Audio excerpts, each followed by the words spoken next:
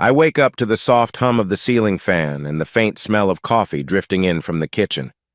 My mornings usually start with a mental rundown of the day-ahead appointments at the dealership, staff meetings, perhaps a quick lunch with my brother Samuel. But today, a strange sense of unease flickers at the back of my mind, almost like a half-remembered dream. I shove that feeling aside and pull on a crisp shirt, hoping that my wife, Clarissa, has brewed a fresh pot of coffee. She knows how much I rely on that caffeine boost before I face the world. Downstairs, the sunlit kitchen looks postcard perfect. Clarissa stands by the marble counter, her hair neatly pinned, a bright smile on her face. She greets me with a gentle, "Morning, Nathan," then holds out a steaming mug. For a second, I catch a flicker of something in her eyes. Tension? Fear? I can't quite place it, and when I look again, it's gone. Maybe I'm just overthinking. She's always had those little mood shifts, especially when she's dealing with too many tasks at once. Savoring the coffee, I scroll through our joint bank account on my phone. My brows knit when I see a charge I don't recognize, something from a boutique downtown. Clarissa rarely shops there. Before I can bring it up, my phone buzzes with a message from one of my senior sales reps at Archer Motors. Work calls. I decide to set the unusual transaction aside for later. As I head toward the door, Clarissa flashes a warm grin and mentions a neighbor's upcoming barbecue. It's typical suburban chatter, friendly gatherings, potlucks, and proud parents swapping stories about their kids. Our daughters, Sophie and Ava, hurry down the stairs, each lugging a backpack. They're in a rush, excited about the last weeks of school. I kiss them goodbye, noticing Clarissa's watchful gaze. She looks almost relieved to see me distracted by the kids. "Don't forget," she tells me softly. "We're having dinner with Ethan and Melissa this weekend. You know how they love to catch up." I nod, feeling a little pang of guilt at the flicker of dread in my chest. In the past, I used to look forward to hanging out with them. Lately, though, something about those get-togethers feels forced. I drive to Archer Motors and immerse myself in business car inventory, price negotiations, staff queries. It's hectic but comforting in its routine. Yet I can't shake off the subtle anxiety that shadowed me this morning. By early afternoon, I'm itching to call Clarissa and ask about the mysterious boutique expense. My rational side says not to make a big deal of it. Couples share finances all the time, and she might have picked up a gift or something for the girls. Still, the moment lingers in my mind, a small crack in what I've always assumed was a flawless marriage. Perhaps that's the real issue. When you've spent years trusting someone implicitly, even the tiniest hint of secrecy can throw you off balance. That evening, I finally decide, I'll let it go, at least for now. But a hushed alarm rings in my head, warning me that nothing is ever truly perfect. The following night, I'm jolted awake by the faint buzz of a phone. At first, I assume it's my own, but the screen is dark. Then I notice Clarissa, eyes half closed, tapping out a message on hers. She looks up, sees me stirring, and quickly sets the phone on the nightstand with a guilty smile. "Just a reminder for tomorrow's lesson plans," she says, voice hushed and casual. I've never known her to handle lesson plans in bed at midnight, but I say nothing, just nod and roll over. The vague unease from yesterday creeps back, more insistent now. In the morning, Clarissa acts as though nothing happened. She's chipper, loading the dishwasher, humming a tune from a pop song the girls like. I hover in the kitchen doorway, wanting to ask about the midnight text, but the moment slips by. Sophie and Ava bound down the stairs, hungry and energetic. Clarissa uses their arrival like a shield every time I try to speak up. She diverts my attention to the kids' schedules or weekend chores. By lunchtime, I'm back at Archer Motors, but I keep replaying Clarissa's hushed voice. My phone pings. It's an automated fraud alert from our credit card company prompting me to verify a few charges. The sums aren't huge, but they stand out: uncommon retailers and odd timing. My heart clenches. This pattern doesn't align with our usual spending. Could it be a mistake? A glitch? Or is there something Clarissa's not telling me? After work, I head home feeling jumpy. I notice Clarissa on the couch with her laptop. She closes the screen quickly when I walk in. "Hey," she says lightly, "you're home early." I make an effort to smile, sinking into the armchair across from her. My mouth opens to bring up the credit card charges, but I hesitate. Instead, I ask about her day, about the girls, about her teaching. She answers each question politely, but there's a new edge to her tone. Later that evening, she steps out to grab groceries. I know I'm supposed to trust her, but curiosity pushes me to check her laptop. It's locked behind a new password. Confusion roils my stomach. We've always shared these devices openly. Why would she change her password? When she returns, I casually mention, "We should probably talk about our finances soon, Clarissa. There are a few strange things." She cuts me off with a gentle sigh. "Nathan, we've been so busy. My parents' anniversary gift, the girls' new after-school activities. Maybe I lost track. We'll figure it out, okay?" She plants a quick kiss on my cheek, giving me a confident look that nearly melts my reservations. But at night, her phone buzzes again, and I glimpse the name Ethan flashing on the screen before she snaps it shut. She insists it's about a weekend barbecue plan. My stomach tightens. Ethan is a longtime friend, Melissa's husband, in fact, and we do text occasionally, but never that late. As I drift off, a persistent voice inside warns, "This isn't normal." Something's off, and I can't keep ignoring it. Saturday evening arrives with a warm summer breeze drifting through the Archer house. The table is set with Clarissa's best dinnerware. She insists on using the special occasion plates whenever Ethan Knight and his wife Melissa come over. I'm not entirely sure why. Maybe it's a holdover from happier days when the four of us genuinely enjoyed each other's company. Ethan and Melissa show up right on time. Melissa hands Clarissa a bouquet of flowers and an expensive-looking bottle of wine. They share a quick hug that lingers a bit too long. Meanwhile, Ethan greets me with his usual firm handshake and a bright grin. There's something about the way he looks around my home like he's evaluating it. I brush the thought away, attributing my unease to the strange discoveries I've made this week.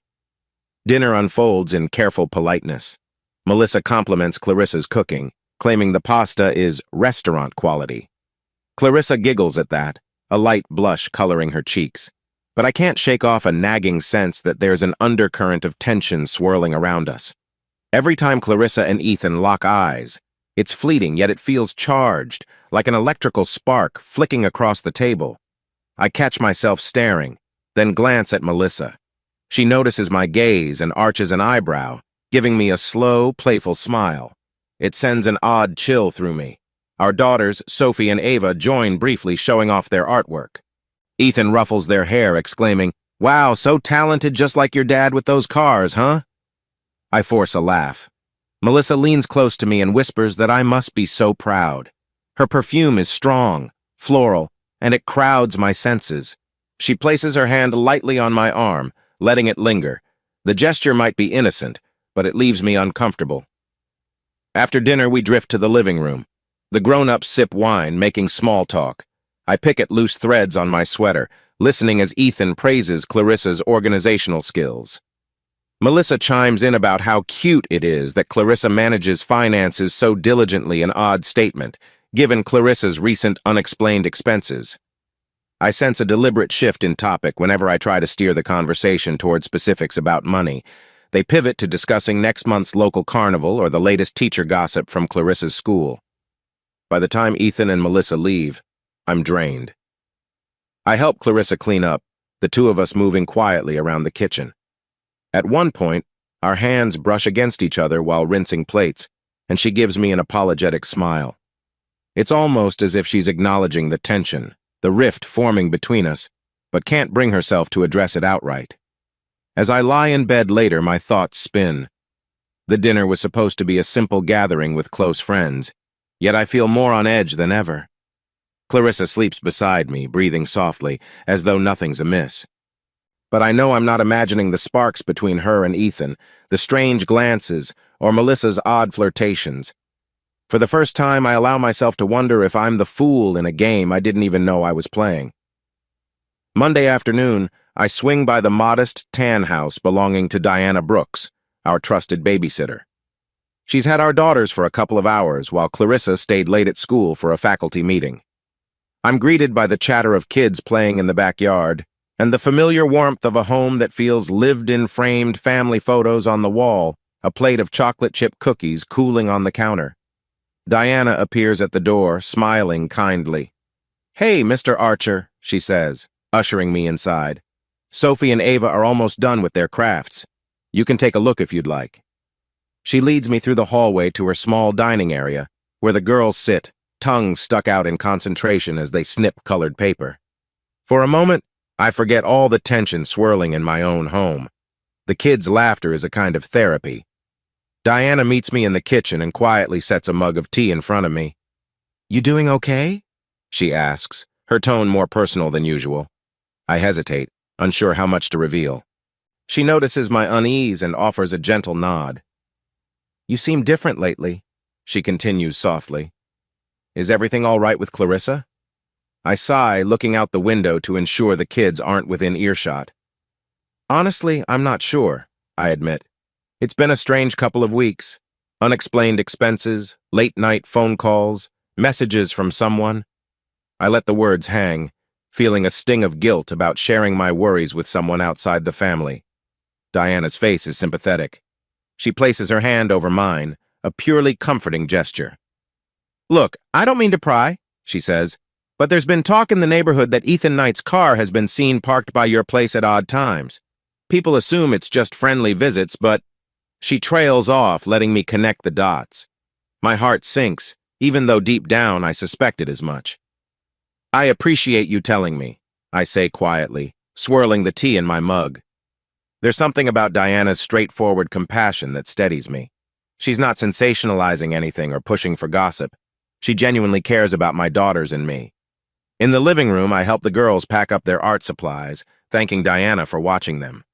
Before I leave, she steps closer and murmurs, "Nathan, if you're worried, maybe just keep a closer eye on what's going on, for your own peace of mind."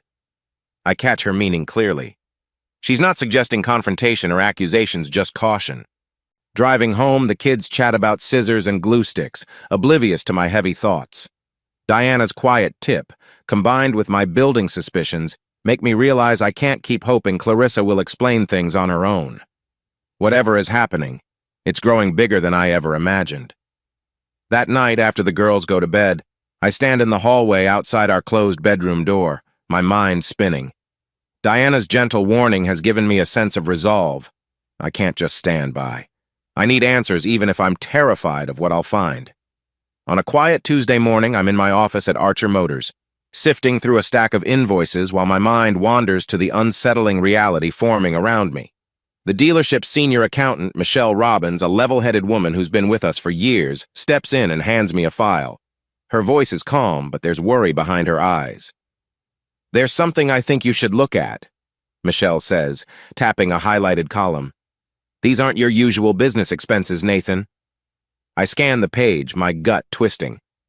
The amounts aren't astronomical, but they stand out like red flags. Random cash withdrawals, odd transfers to unnamed accounts. They don't match any legitimate purchase orders or routine overhead. My heart pounds at the sight of the dates. Each suspicious withdrawal lines up eerily close to times Clarissa claimed she needed errands or budget for home supplies. Trying to keep my voice even, I thank Michelle and tell her I'll investigate further. She offers a sympathetic nod, leaving me alone to process the magnitude of it all. Clarissa has access to some of our joint funds, but I can't recall ever authorizing these particular moves. Later that day, I grab lunch with my brother Samuel in a cozy diner near the dealership. Over plates of grilled sandwiches, I show him the suspicious withdrawals. He studies them quietly, then meets my gaze. "I know you've been worried about Clarissa," he says gently, "and this stuff, it doesn't look good. But before jumping to conclusions, let's gather real proof." I appreciate Samuel's level-headed approach. He's always been my rock. When I admit I'm feeling unbalanced, like I don't even know my own wife, he nods in understanding. "Look," he continues, "maybe she's funneling money to someone. Or maybe she's in over her head with expenses. We won't know unless we get concrete evidence." He suggests installing discrete cameras in the house, a few hidden audio recorders in communal areas like the living room or kitchen. Initially, the idea makes my stomach clench. It feels invasive. But the memory of Clarissa's secretive texts and the cryptic late-night phone calls propels me forward. "All right," I say quietly, pushing my plate aside. "I'll do it." Samuel pats my shoulder reassuringly. "We'll keep it low-key. If something's off, it's better to find out now than to let it spiral." That evening, after the girls are asleep, I quietly gather some small surveillance gadgets I ordered online, simple, motion-activated cameras that can be hidden in decorative knickknacks. Each one feels like a betrayal of trust, but my gut tells me I'm already living in that betrayal. As I carefully tuck a tiny camera behind a family photo in the living room, I'm hit with a wave of regret. I used to trust Clarissa implicitly. Now here I am, installing hidden devices in my own home. The worst part is a sinking feeling that I've barely scratched the surface of her secrets. For the first time, I realize there's no turning back. The following week crawls by in slow motion. My routine, waking up, heading to work, managing customers feels surreal, like I'm playing a part in a stage play. But each night after everyone's in bed, I slip down to the basement to review the footage from the newly placed cameras. On a Thursday evening, exhaustion grips me. I haven't found anything earth-shattering yet. Just Clarissa watching TV or chatting briefly on the phone with someone. Then, close to midnight, I see something that sends my heart racing. She's in the kitchen, phone against her ear. Her voice is low, but I catch her saying, "Ethan, you have no idea how stressful this is. We have to be careful."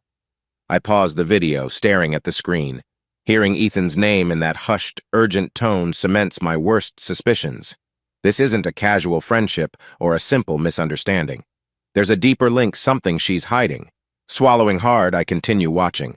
Clarissa paces by the counter, whispering about accounts, moving money, and a few words about Melissa being on board. My stomach clenches. Melissa, too? It's one thing to suspect Clarissa and Ethan might be crossing lines, but now Melissa is woven into their conversation, which suggests a bigger scheme. I record the audio snippet on my phone, replaying it until I can recite her words in my head. Clarity and panic hit me simultaneously. She's not just stepping out on me emotionally, she might be actively working with Ethan and Melissa to drain funds. Sitting in the flickering glow of my basement computer screen, I feel a swirl of anger, heartbreak, and disbelief. How could this happen under my nose? I was so sure I could trust them, my wife and our two closest friends. The next morning, I text Samuel before sunrise. Need to meet. Urgent. We grab coffee at a near-deserted cafe. I show him the snippet, watch his jaw tighten. He sets down his cup. "Man, I'm sorry," he breathes. "It's worse than I thought." I ask what my next move should be. Confront Clarissa? Shout accusations the moment I walk through the door? But Samuel shakes his head, cautioning me. If you confront them now, they might cover their tracks. You need more evidence, maybe a clearer picture of exactly how far they've gone. His words resonate. I recall Clarissa's odd pattern of paying close attention to my schedule, her sudden hush whenever I enter a room. If they sense I'm on to them, any proof could vanish. That night, I watch more footage, carefully editing out long gaps and focusing on phone calls. As I collect each new snippet mentions of hidden money, coded references to keeping things quiet, my resolve solidifies. This isn't just infidelity, it's betrayal on a whole other level. By the time I call it quits and finally turn in, I'm left staring at the ceiling in the dark, feeling both rage and a cold, meticulous calm. If Clarissa wants to play this game, I'll see it through and I'll make sure the deck is stacked in my favor. Saturday morning finds me driving the girls over to Diana Brooks's house. Sophie and Ava are chattering about a new playground that opened downtown, blissfully unaware of the quiet storm brewing at home. I feel a twist of guilt for not telling them the truth, but they're too young to carry such a burden. When Diana opens her front door, she welcomes the girls with her usual warmth. I hang back momentarily, letting the kids dart inside. Diana senses my tension even before I speak. "Everything okay, Nathan?" she asks, her tone gentle. I sigh and rub the back of my neck. "Just stuff at home," I answer vaguely, not wanting to overshare in front of Sophie and Ava. Once they vanish upstairs with Diana's son, I lean against the hallway wall and confide in a quieter voice. "I've uncovered some suspicious finances, and Clarissa's behavior, it's getting stranger." Diana's brow furrows. She leads me into the kitchen where she pours coffee into 2 mugs. Over the hum of the dishwasher, she softly says, "I wasn't sure if I should mention this, but a neighbor told me they've seen Ethan's car around your house late at night, especially on weekdays when you're usually at the dealership." My chest tightens, though her words confirm what I feared. "I had a feeling it might be him," I murmur. She reaches out, giving my arm a reassuring squeeze. I'm telling you because I'd want to know if I were in your shoes. And, Nathan, the girls, they're starting to pick up on the tension between you and Clarissa. They haven't said much, but kids notice more than we think. A pang of protectiveness surges through me. I picture Sophie's big eyes studying me at breakfast or Ava glancing over whenever Clarissa and I share awkward silences. They're already caught in the crossfire, and I hate it. Thanks for letting me know, I say quietly. I want to shield them from all this, but at the same time, I need to make sure Clarissa doesn't drag them into something bigger. I'm working on gathering proof, but it's complicated. Diana nods, her gaze earnest. Do what you must. Just remember your daughters need stability, especially now. Her sincerity stings in a good way. She's right. My priority is protecting my family, even if that means playing along until I have an airtight case. Before I leave, the girls run down, excited about a craft project they want to show Diana's son. I hug them goodbye, forcing a smile despite the turmoil in my head. As I drive off, I think about Diana's neighbor spotting Ethan's car. The idea of him sneaking around my property, maybe meeting Clarissa inside, churns my stomach. My anger smolders, but so does a deeper resolve. If Ethan thinks he can waltz into my home and life unnoticed, he's wrong. I've taken the first steps installing cameras, recording calls, and I'm not about to quit. This isn't just for me anymore. It's for my kids. It's midweek when Ethan Knight strolls into Archer Motors like he owns the place. He's wearing a flashy suit, one I've never seen before, and his grin is all charm and confidence. Customers glance over curiously, but Ethan zeroes in on me, arms spread wide. "Nathan, buddy," he calls out, crossing the showroom floor. "Got a minute?" I force my best professional smile. "Sure, Ethan. I'm a bit tied up, but let's talk in my office." He follows me past the lineup of gleaming SUVs and sedans, nodding in casual approval. Once inside, I close the door behind us. Ethan wastes no time dropping into the leather chair opposite my desk. He leans forward, eyes sparkling with faux sincerity. "So," he begins, "Clarissa mentioned you've got plans to expand Archer Motors, maybe a second location. Must be raking in some serious profits." A warning bell clangs in my head. "We've had a good year," I say neutrally, tapping my pen on a notepad. "But I wouldn't call it a windfall. Why do you ask?" Ethan laughs lightly, waving a hand.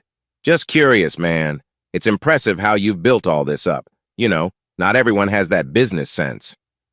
I nod, playing along, but inside I'm seething. His prying questions confirm everything I suspect. Ethan's fishing for details about my finances.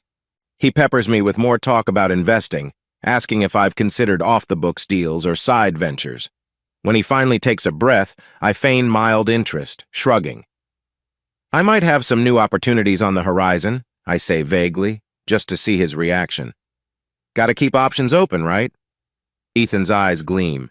He suggests we set up a meeting, maybe bring Clarissa and Melissa along. "We could all brainstorm," he says. "Family dinner, finances, you know how it goes." My stomach churns at his use of family, as if we're one big, happy clan. I keep a neutral face. "That sounds good," I lie. "We'll see if our schedules line up." We wrap up the conversation with forced pleasantries. As Ethan leaves, he pats my shoulder, leaning in conspiratorially. "And hey, if you ever need a private backer for that second location, I've got resources. Money doesn't have to just sit around, you know." My jaw tightens, but I smile faintly. "Noted," I reply, holding back the urge to throw him out.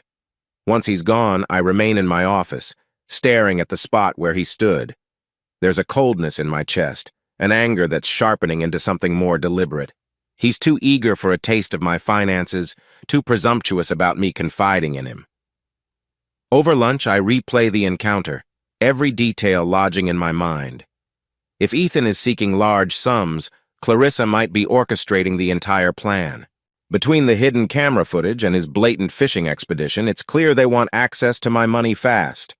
I lock up the dealership that evening, feeling more certain than ever. I need a real strategy, a long-game revenge. Because Ethan's boldness won't stop at conversation, he's going to push until he gets what he wants. I have to make sure that when he does, the trap is already set. I'm at the back corner of my dealership's lot on a cloudy Tuesday when my phone buzzes with a single text from Samuel. Call if you're free. Something about his tone suggests urgency.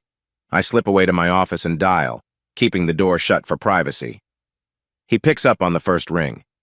Listen, Nate, he begins, voice hushed.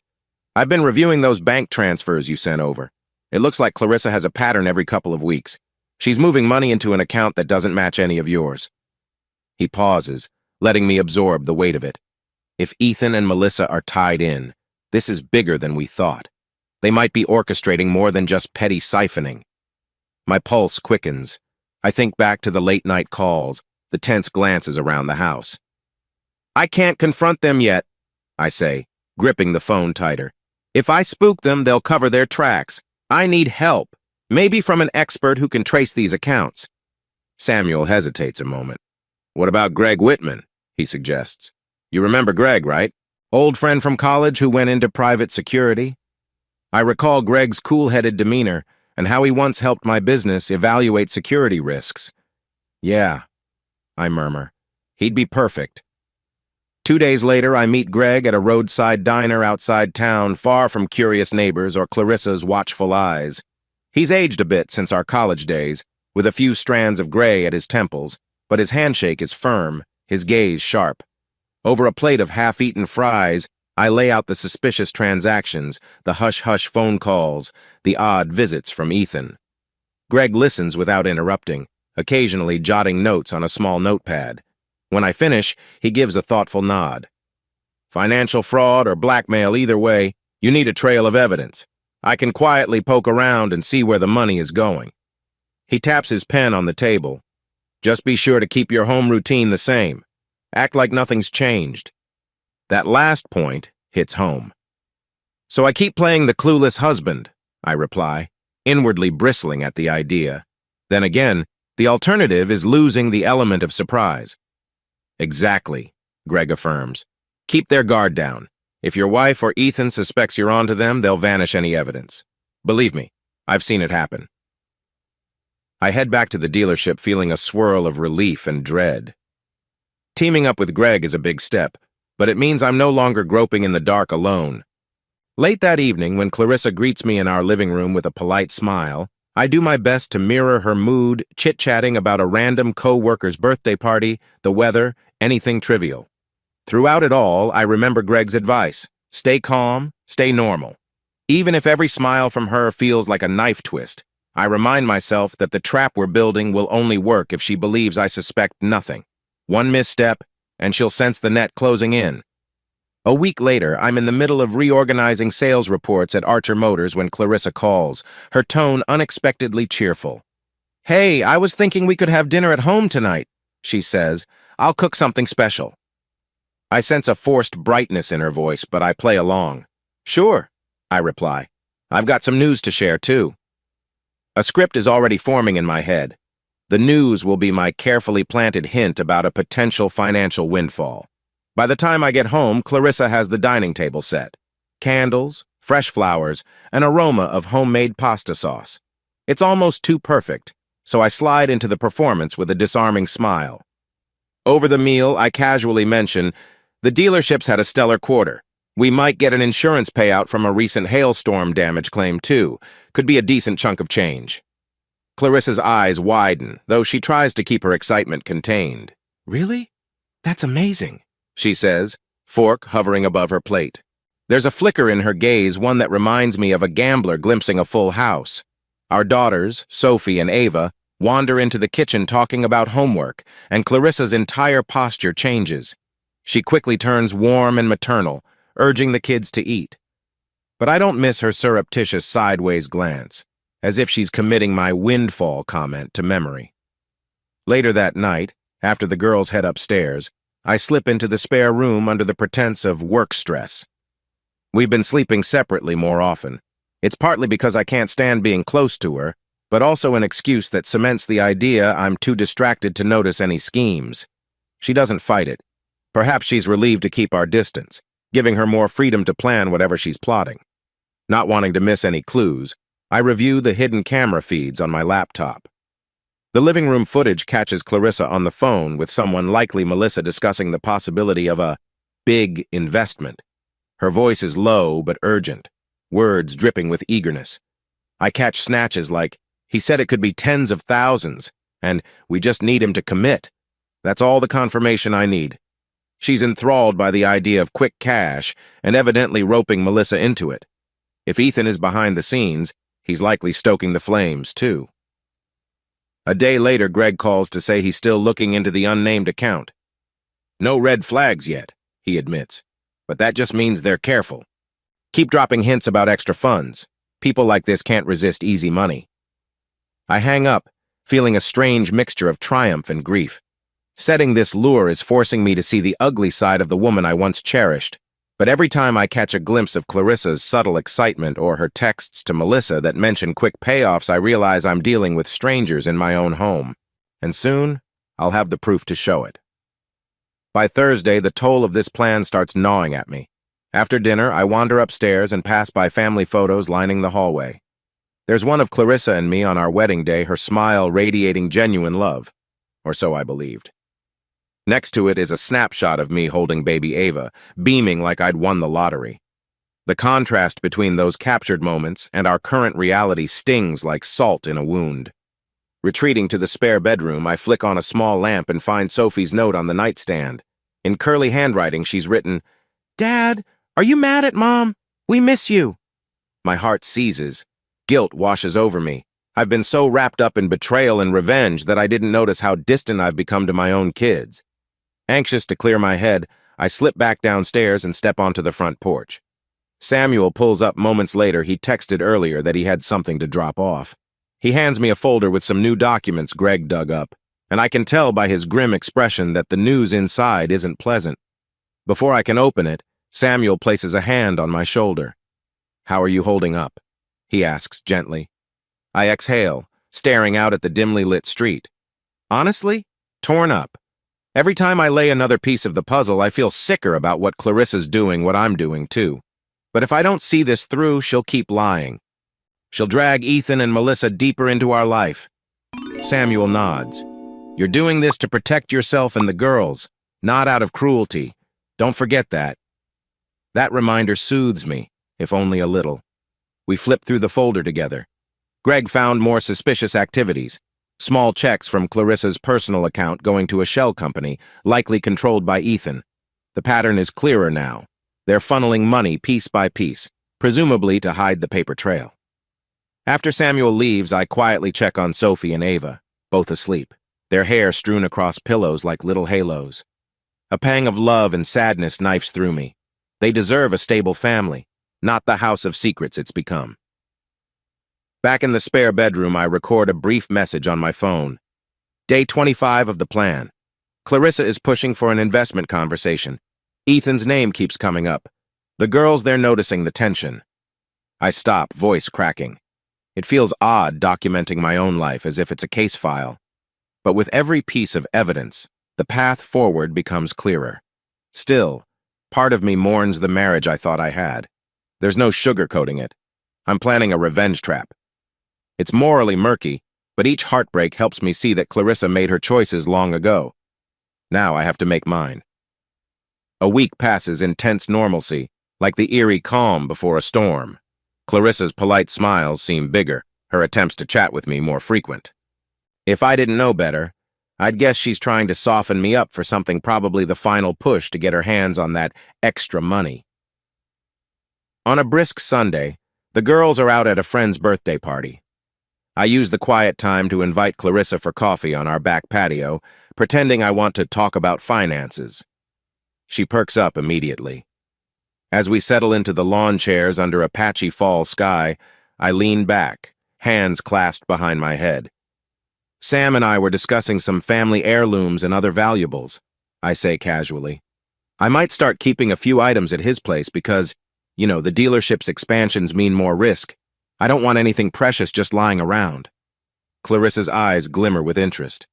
That's pretty smart, actually, she responds, trying to sound offhanded. What are you thinking of storing? I shrug, careful to stay vague.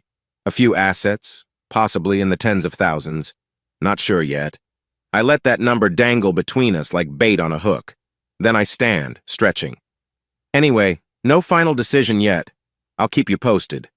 She nods, swallowing a bit too eagerly. Minutes later, she ducks inside, likely to text Ethan or Melissa about the conversation. I breathe through the ache in my chest.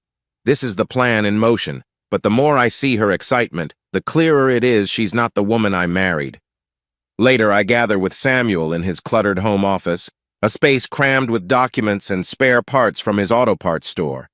I outline my final blueprint, the scenario in which Clarissa, Ethan, and Melissa believe I'll be stashing a sizable sum in Samuel's back room safe. We talk about camera angles, discrete triggers for an alarm system, and the best time to plant fake receipts indicating I've withdrawn large amounts of cash. Samuel rubs his temples, looking both exasperated and determined. You sure you're ready for this, Nate? After this step, there's no going back. I think about the tears I've held back, the nights I've spent replaying hidden camera footage, and the devastated look on my daughters' faces when they sense tension. I'm ready, I say, voice unwavering. I can't let them keep doing this stealing, manipulating me, betraying our family. This ends on my terms. That evening, I pass by Clarissa in the hallway, and she has that glossy-eyed grin again. I catch a snippet of her whispering to someone on the phone about the soon-to-be jackpot. My stomach roils, but I keep my face blank. Let her believe I'm oblivious. As I settle into the spare room, phone in hand, I send a quick update to Greg, all set on my end. They're biting. He replies a moment later. Good.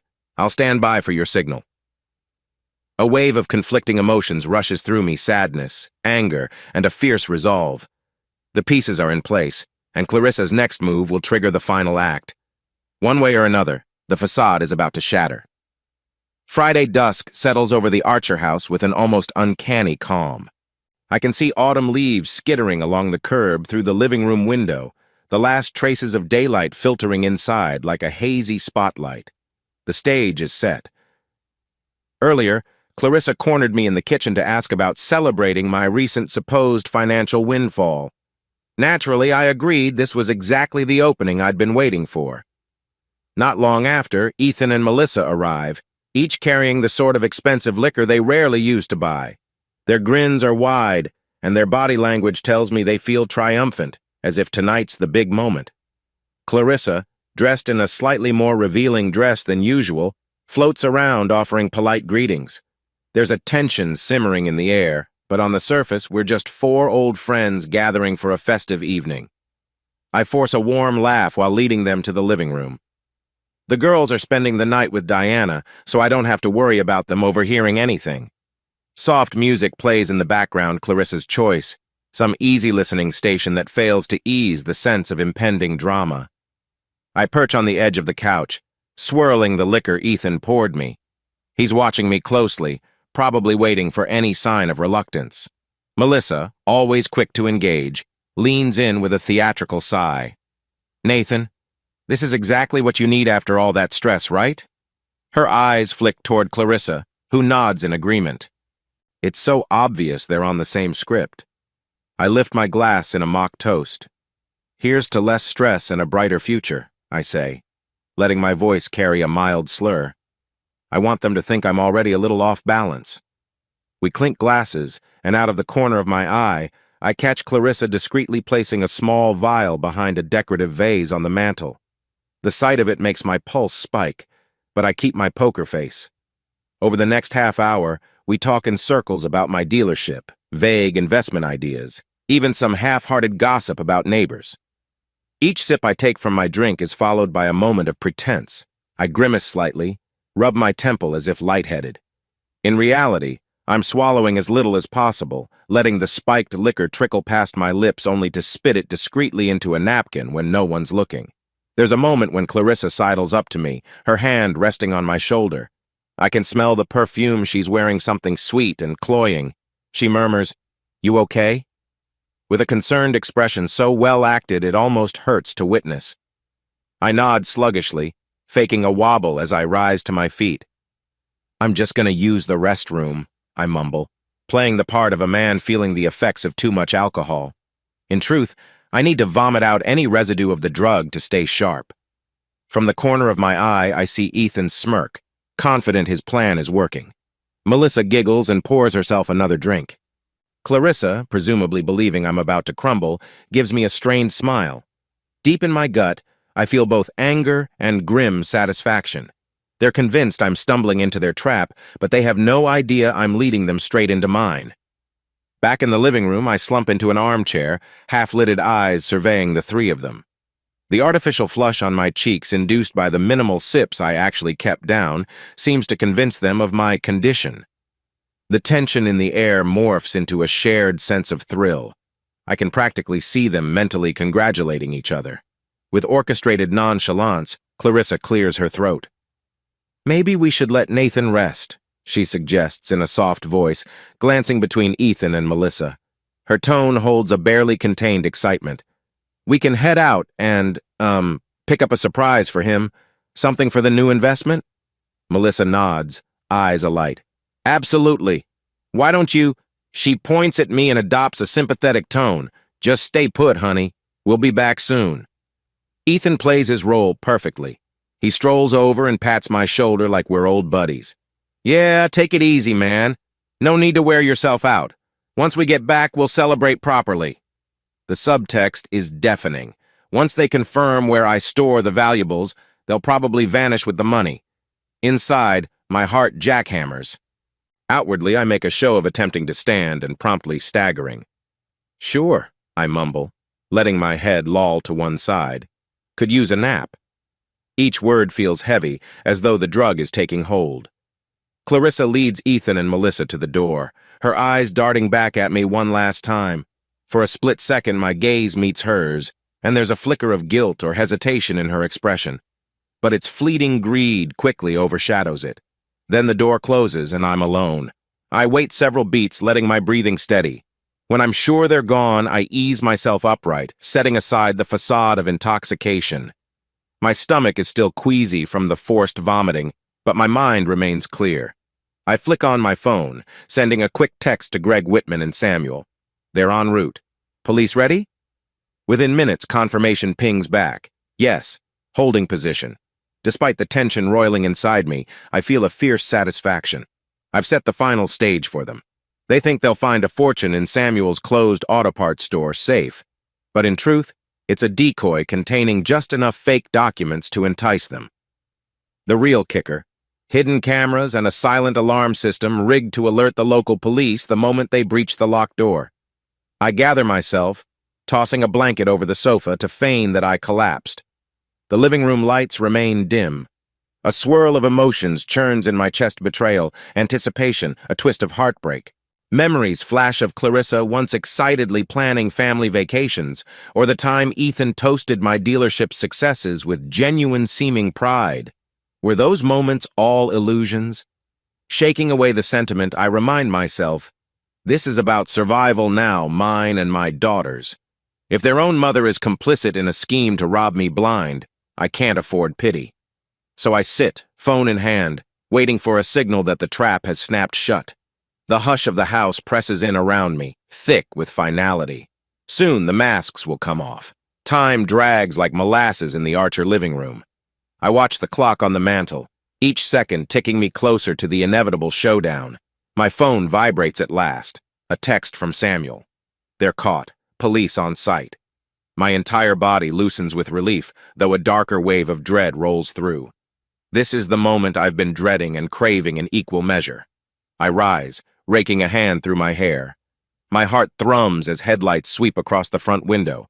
Car doors slam outside, and within seconds the door bursts open to reveal two uniformed officers, Samuel, and shockingly Clarissa, Ethan, and Melissa in handcuffs. They're flanked by more cops, one of whom steps forward to address me formally. "Mr. Archer," the officer says, glancing around with professional calm, "we'll need a statement from you. We've found evidence that your wife and these two associates attempted to break into the store safe and—" "Hold on," Clarissa hisses, cutting the officer off. Her makeup is smudged, hair disheveled, eyes blazing with a strange mix of fury and desperation. "Nathan, you set us up?" She all but spits the words, ignoring the cop's glare. Ethan and Melissa stare daggers at me, realization dawning that I was never the clueless mark they presumed. My chest tightens, but I keep my voice level. Clarissa, you drugged me tonight. You tried to rob us, our family. Don't you dare twist this around.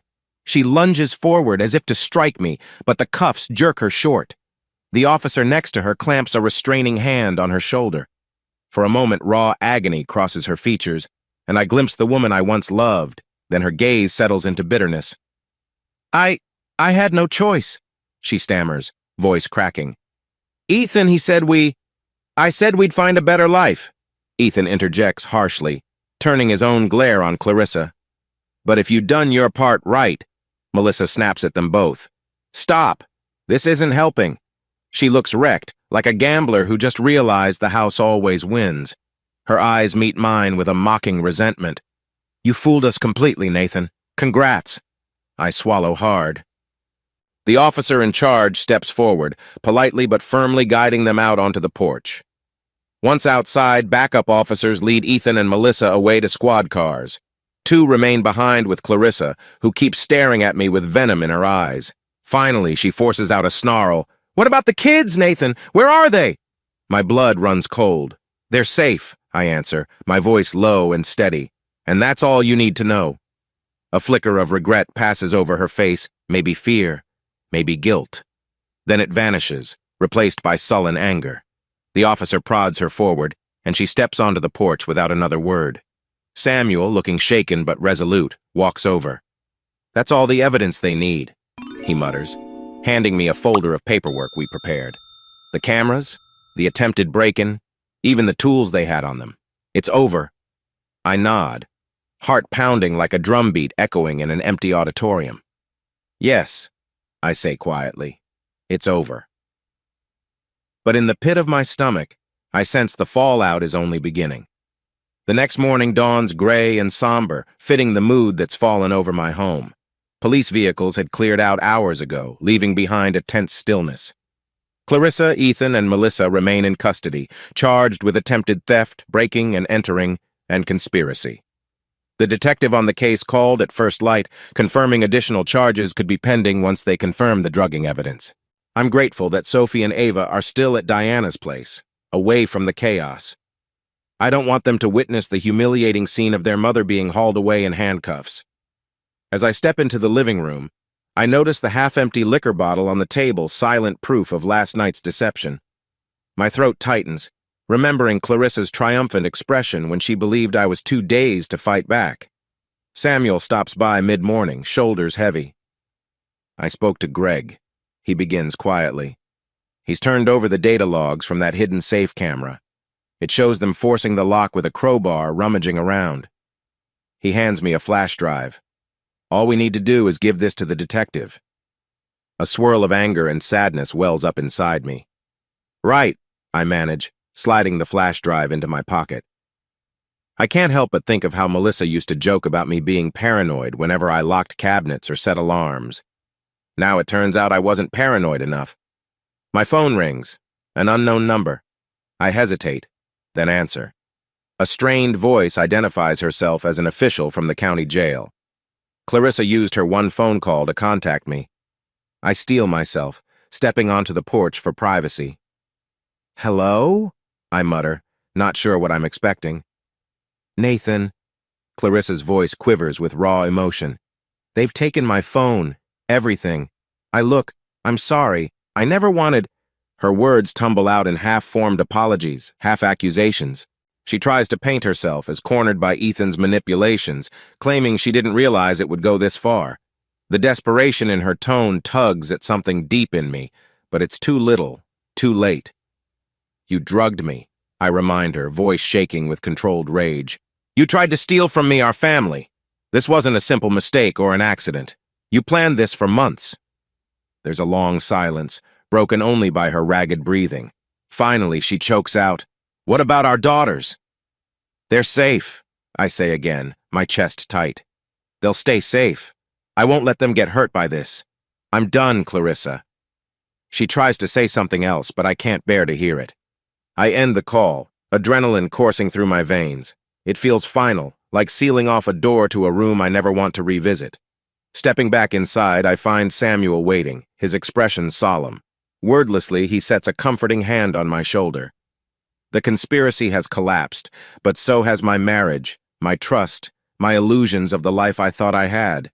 I exhale, bitterness mingling with relief. It's over truly, undeniably over.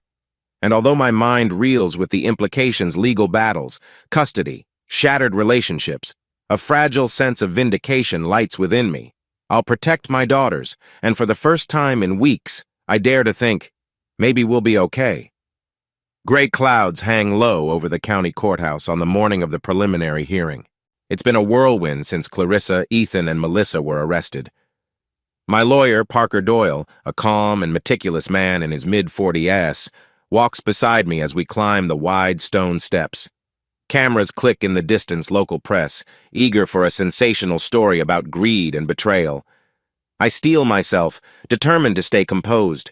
Inside, fluorescent lights illuminate a sea of anxious faces. I spot Clarissa at the defense table, her hands folded tight. She's wearing a conservative blouse, hair pinned back in a style she rarely used at home. Next to her stands an unfamiliar defense attorney, scanning notes with a practiced frown. On the same row, Ethan and Melissa each have separate counsel, all preparing to argue bail conditions or reduced charges. The prosecutor, a sharp-eyed woman named Miranda Keene, greets Parker and me with a curt nod. We'll be presenting the evidence of the break-in, the financial records, and the drugs found in your system, she explains in a hushed tone. As you know, we'll need to prove probable cause to move this to trial. I inhale slowly, remembering the humiliation of that night. Clarissa leaning over me with false concern the moment the police cuffed her at our doorstep. I push the image from my mind and focus on the present. We take our seats, and moments later, the judge enters. The courtroom hushes, save for the rustling of papers and an occasional sniffle. Clarissa's attorney tries to downplay her involvement. He argues she was coerced by stronger personalities, implying Ethan and Melissa orchestrated the plan. Across the aisle, Ethan's lawyer levels blame back at Clarissa, portraying Ethan as a mere accomplice who got in over his head. Melissa's counsel quietly echoes a similar defense. Misguided, manipulated, never the ringleader. It's surreal to watch them hurl accusations at one another. My chest tightens when Clarissa's attorney suggests she was driven to desperation, hinting at emotional abuse at home. My jaw clenches. Parker stands, calmly dismissing such claims as baseless. He points out the documented evidence, financial transactions, recorded calls, the violent attempt to break into Samuel's store. I sit quietly, letting Parker's steady voice anchor me. The judge, an older man with a tired gaze, scrutinizes each exhibit presented by Miranda. Photos of the safe's damaged lock, screenshots of text messages, receipts showing suspicious withdrawals. My own hidden camera footage, grainy but clear, reveals Clarissa, Ethan, and Melissa whispering about the money. A flicker of anger resurfaces as I recall how brazen they were, plotting under my own roof. After nearly 2 hours of back and forth, the judge decides there's ample cause for a trial. All 3 defendants are ordered to remain in custody unless they post substantial bail. I catch Clarissa's eyes for a split second. There's no warmth there, just a swirl of resentment and fear. As we file out of the courtroom, Parker murmurs, "This is just the start, Nathan. Stay focused. There'll be more hearings, motions, everything." I nod, my mind churning with questions about the upcoming trial. The weight of it settles on my shoulders, but I remind myself I've come too far to let doubts consume me now. A week later, I find myself outside a cramped interrogation room at the county jail. Miranda Keene, the prosecutor, invited me here to observe apparently. Clarissa wants to make a statement. My stomach lurches at the thought of seeing her in this sterile environment, but I need clarity. I need to know what she might confess. Through the small, reinforced glass window, I watch Clarissa sitting at a metal table. She appears smaller than I remember, her face pale. Gone is the confident facade she wore in our house when she thought she'd pulled the wool over my eyes. A female officer stands near the door, posture rigid. Miranda steps in first, a file tucked under her arm. Clarissa glances up, recognition and apprehension flickering across her features. I have information about Ethan and Melissa," she begins, voice shaky. She claims they masterminded the financial scheme, that she was emotionally compromised and caved to their pressure. It's a last-ditch attempt to reduce her own culpability. My chest tightens. Part of me wants to storm into that room, confront her with all the evidence of her active involvement. But the glass keeps me firmly separated. Instead, Miranda methodically asks clarifying questions about bank accounts, dates, text messages. Clarissa rattles off details, sometimes stumbling. She looks exhausted, like a gambler who lost everything but still tries to bluff. Later, as Clarissa's interview ends, she lingers in the room, tapping her foot nervously. From my vantage point, I see her shoulders sag in a moment of raw vulnerability, maybe regret, maybe fear. Then the officer escorts her out and I turn away, my emotions swirling in confusion. That afternoon, Parker calls me to discuss new developments. Clarissa is naming Ethan as the primary manipulator, he explains. She says she wouldn't have stolen a dime if he hadn't seduced her with promises of a better life. There's a note of skepticism in Parker's voice. But we have evidence that Clarissa took the lead in several money transfers.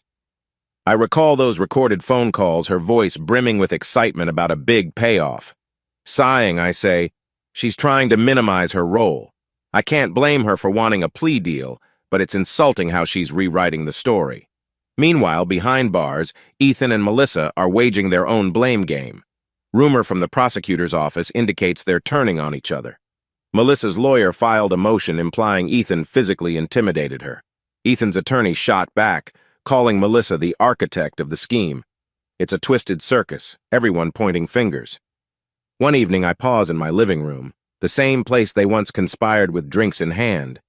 The house feels bigger now, emptier without Clarissa's presence. My daughters, while resilient, occasionally ask about their mom. I can only offer careful reassurances. Deep down, a weary bitterness festers. None of the defendants seem willing to own up to their actions fully. What gnaws at me most is Clarissa's betrayal, the intimate knowledge she had of our family finances, used against me. Observing her half-truth confessions only solidifies my resolve. I won't be swayed by tears or half-hearted remorse. If she aims to throw Ethan and Melissa under the bus, that's her choice. My focus remains on seeing justice done for myself, and most of all, for my girls. 2 days after Clarissa's interrogation, I stand in my kitchen, rummaging for coffee filters when I hear footsteps behind me.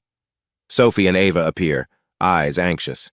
Ava, clutching her stuffed rabbit, asks in a small voice, "Dad, why doesn't Mom come home anymore?" Her gaze clutches at my heart. I crouch down, offering a gentle smile. "Your mom's away for a while," I say carefully. "She did something that got her in trouble with the law. It's hard to understand, but it's not your fault or anything you did." My throat tightens as Sophie's lower lip trembles. Sensing the tension, Diana steps in from the living room. She's been helping watch the girls more often, bringing calm and warmth when I'm caught in court prep. "Hey, who wants to help me bake some cookies?" she asks brightly, redirecting their attention. They scamper off with her, leaving me alone to brace my palms on the countertop, shoulders heavy with guilt. Later that evening, my phone buzzes with a message from Clarissa's parents. They're arriving in town and want to meet. My pulse pounds. They've always been polite folks, never interfering much in our marriage, but now they're desperate for answers. Sure enough, the next afternoon, they show up on my doorstep. Her mother, eyes watery, demands, "How could you let this happen? Clarissa says it was Ethan's fault that she just got caught up. Couldn't you have stopped it before it escalated?" Her father's expression is more controlled, but he studies me, expecting an explanation. I hold back a surge of anger, recalling how Clarissa herself was an active conspirator. Instead, I calmly lead them into the living room and lay out the facts. The hidden camera footage, the break-in attempts, the financial records.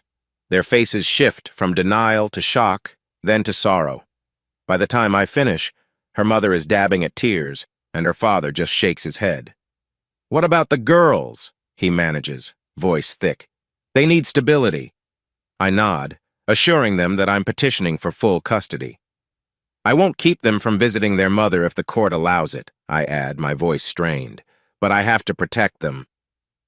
After they leave, exhaustion engulfs me.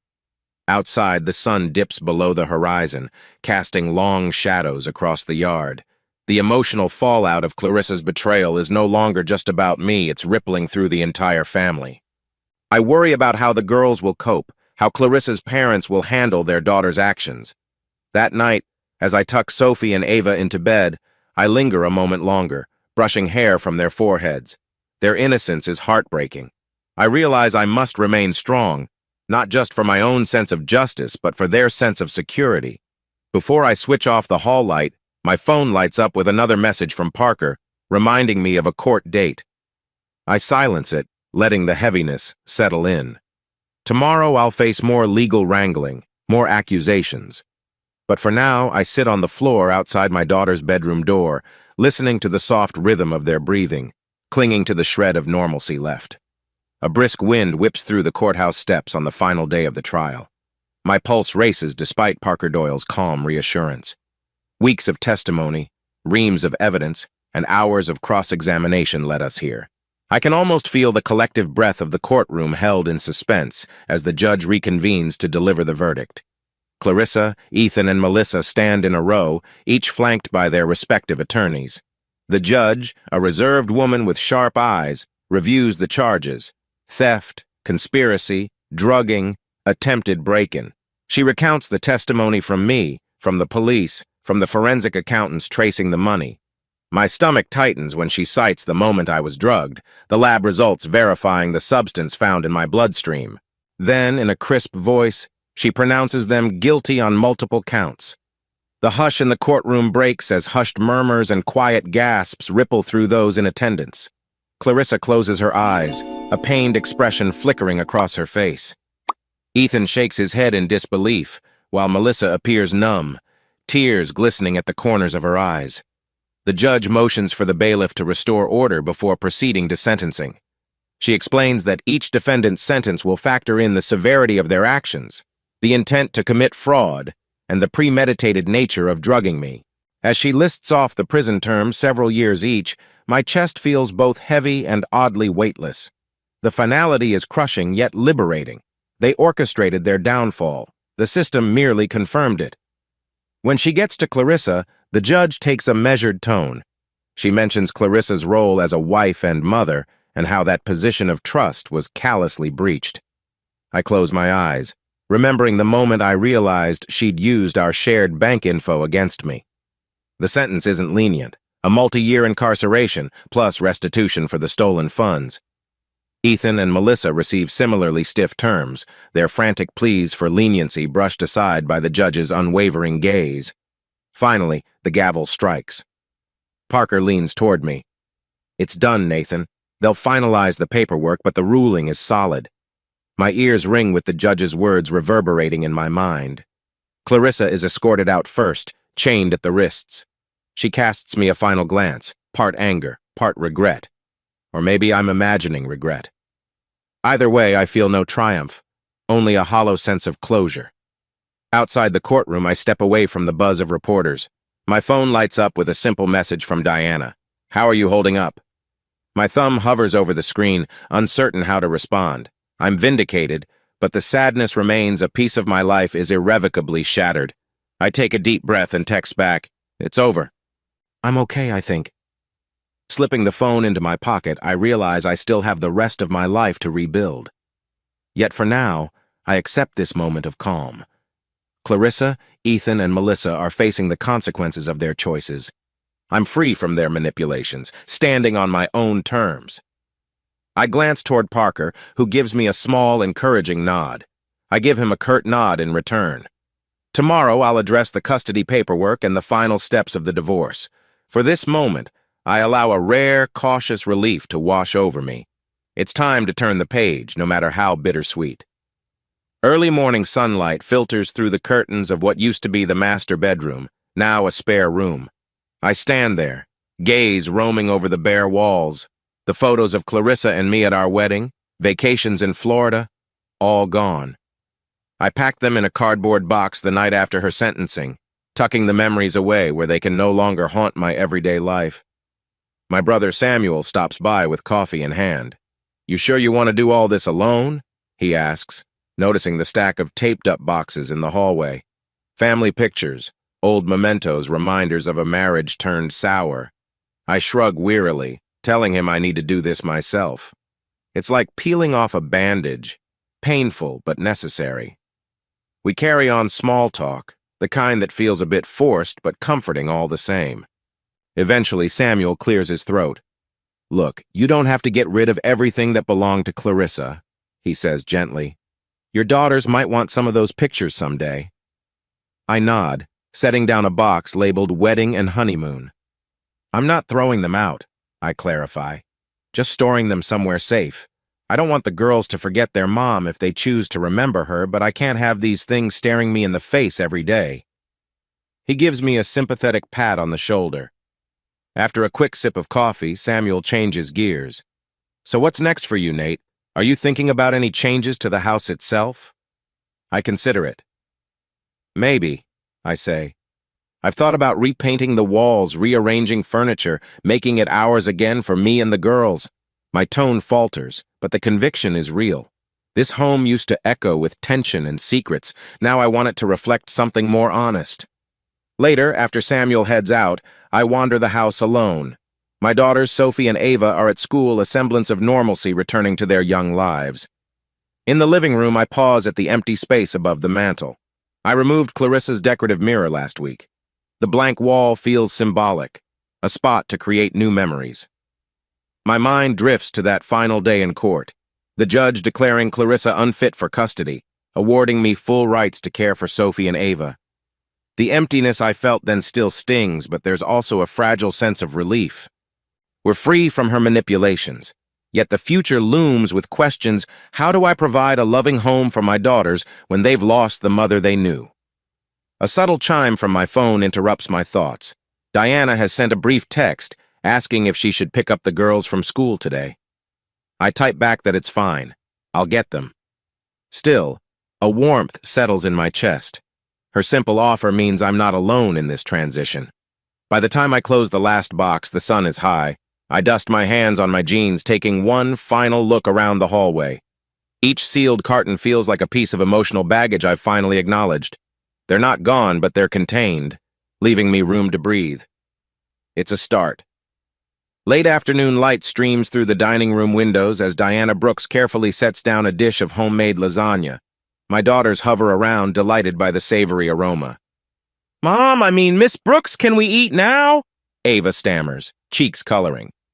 I notice how she almost called Diana Mom, and my stomach twists with conflicting feelings: sadness for the mother they've lost, gratitude for Diana's presence.